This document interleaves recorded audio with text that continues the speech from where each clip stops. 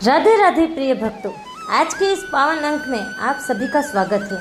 क्या आपने कभी महसूस किया है कि दुनिया की भीड़ में होते हुए भी हम खुद को अकेला पाते हैं? क्यों? हमारा मन अशांत रहता है। क्यों?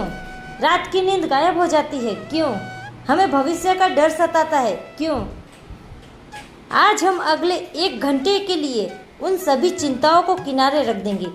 आज हम सीधे कुरुक्षेत्र के उस मैदान में चलेंगे जहां भगवान श्री कृष्ण ने अर्जुन को जीवन का सबसे बड़ा ज्ञान दिया था। यह 1 घंटा आपकी सोच और आपके जीवन को बदलने वाला साबित होगा। बस शांति से बैठ जाइए और इन शब्दों को अपने हृदय में उतरने दीजिए। कृष्ण कहते हैं, असंशयम महाबाहो मनो दुर्निग्रहम चलम। हे अर्जुन, इसमें कोई संदेह नहीं है कि मन चंचल है, लेकिन इसे अभ्यास और वैराग्य से वश में किया जा सकता है। भक्तों, हमारा मन एक छोटे बच्चे की तरह है। इसे जिस तरफ ले जाओगे वह उसी तरफ ही जाएगा। अगर आप इसे नकारात्मकता देंगे तो यह आपको बीमार कर देगा, लेकिन अगर आप इसे नाम सुमिरन और सकारात्मक सोच देंगे तो यही मन आपका सबसे अच्छा मित्र बन जाएगा। जब भी मन घबराए, गहरी सांस ले और कहे, जो हो रहा है अच्छा हो रहा है, जो होगा वह कृष्ण की मर्जी होगी। अक्सर हम दुखी होते हैं कि हमने किसी के लिए इतना कुछ किया पर हमें बदले में क्या मिला। यहाँ कृष्ण कहते हैं, कर्मण्येवाधिकारस्ते मा फलेषु कदाचन। यानी तुम्हारा अधिकार केवल कर्म करने पर है, उसके फल पर नहीं। कल्पना कीजिए, एक किसान की जो बीज बोता है, बीज बोना उसके हाथ में है, लेकिन बारिश ईश्वर के हाथ में है। हम फल की चिंता करके आज की मेहनत खराब कर देते हैं। अगर आपका इरादा नेक है तो आपका फल कहीं नहीं जाएगा। देर हो सकती है पर अंधेर नहीं। जब जीवन में अंधकार छा जाए, जब लगे कि कोई रास्ता नहीं बचा, तब याद रखिए कि अंधेरा ही सुबह की शुरुआत की निशानी है। पांडवों ने 13 वर्ष का वनवास काटा, अपमान सहा, लेकिन अपना धर्म नहीं छोड़ा। ईश्वर परीक्षा उन्हीं की लेते हैं जिनमें सफल होने की ताकत होती है। विश्वास रखें, आपके आंसू व्यर्थ नहीं जाएंगे। भक्तों, अब समय है इस शांति को अपने भीतर समेटने का। आशा है कि श्री कृष्ण के इन वचनों ने आपके मन को थोड़ा हल्का किया होगा। भक्तों, इंसान को सबसे ज्यादा दुख उसका अहंकार देता है।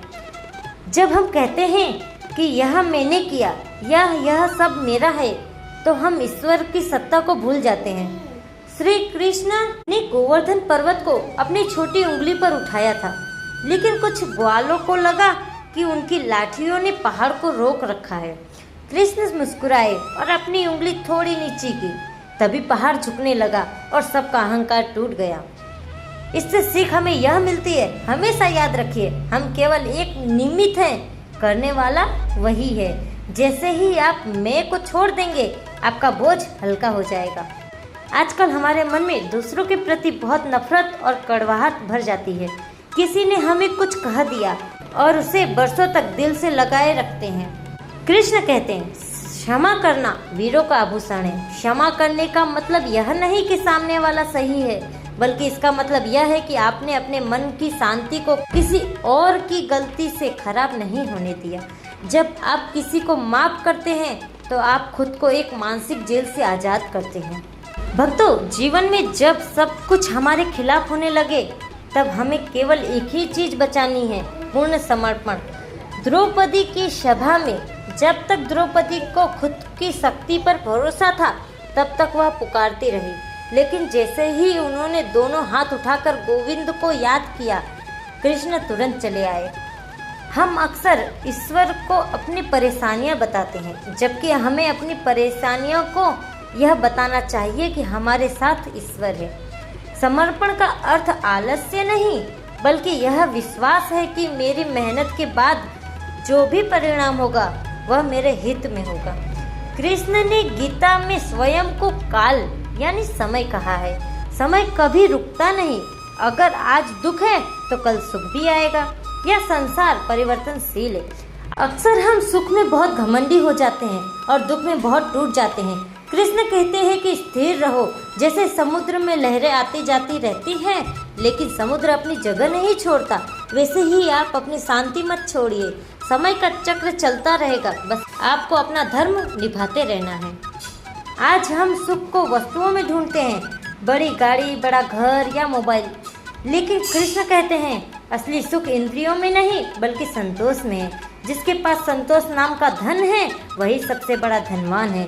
जो आपके पास है उसका आनंद ले। दूसरों की थाली में घी देखने से अपना स्वाद खराब हो जाता है। अपनी प्रगति की तुलना दूसरों से नहीं बल्कि अपने कल से करो। भक्तों, इस संसार में सबसे बड़ा डर मृत्यु का है, लेकिन श्री कृष्ण कहते हैं नैनम छिदन्ति शस्त्राणि नैनम दहति पावकः। आत्मा को न शस्त्र काट सकते हैं न अग्नि जला सकती है। हम इस शरीर के साथ इतना जुड़ जाते हैं कि भूल जाते हैं कि हम एक यात्रा पर हैं। जैसे हम पुराने कपड़े बदलकर नए पहनते हैं, वैसे ही आत्मा शरीर बदलती है। जब आप इस सत्य को समझ लेते हैं तो आप खोने के डर से आज़ाद हो जाते हैं। किसी के जाने का शौक मत मनाइए, बल्कि उनके साथ बिताए हुए अच्छे पलों के लिए ईश्वर का धन्यवाद कीजिए। दुर्योधन के पास भी भीष्म पितामह, द्रोणाचार्य जैसे ज्ञानी लोग थे, लेकिन उनकी संगति शकुनी के साथ थी, इसीलिए उसका विनाश हुआ। दूसरी ओर अर्जुन के पास केवल एक ही सारथी थे, श्री कृष्ण, और उनकी जीत हुई।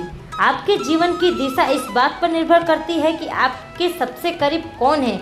अगर आप ऐसे लोगों के साथ हैं जो हमेशा बुराई या शिकायत करते हैं, तो आपका मन भी वैसा ही हो जाएगा। हमेशा सकारात्मक और सात्विक लोगों के संग रहे, जो आपको ईश्वर के करीब ले जाए। प्रार्थना का मतलब केवल मांगना नहीं है, बल्कि ईश्वर के साथ बातचीत करना है। जब आप अपनी सारी बातें, अपनी सारी परेशानियां उनके चरणों में रख देते हैं, तो आपका बोझ हल्का हो जाता है। कृष्ण कहते हैं मुझे पुकार कर तो देखो, मैं हर उस जगह मौजूद हूँ जहाँ तेरा विश्वास है। जरूरी नहीं कि आप भारी भरकम मंत्र बोले, बस सच्चे मन से पुकारे।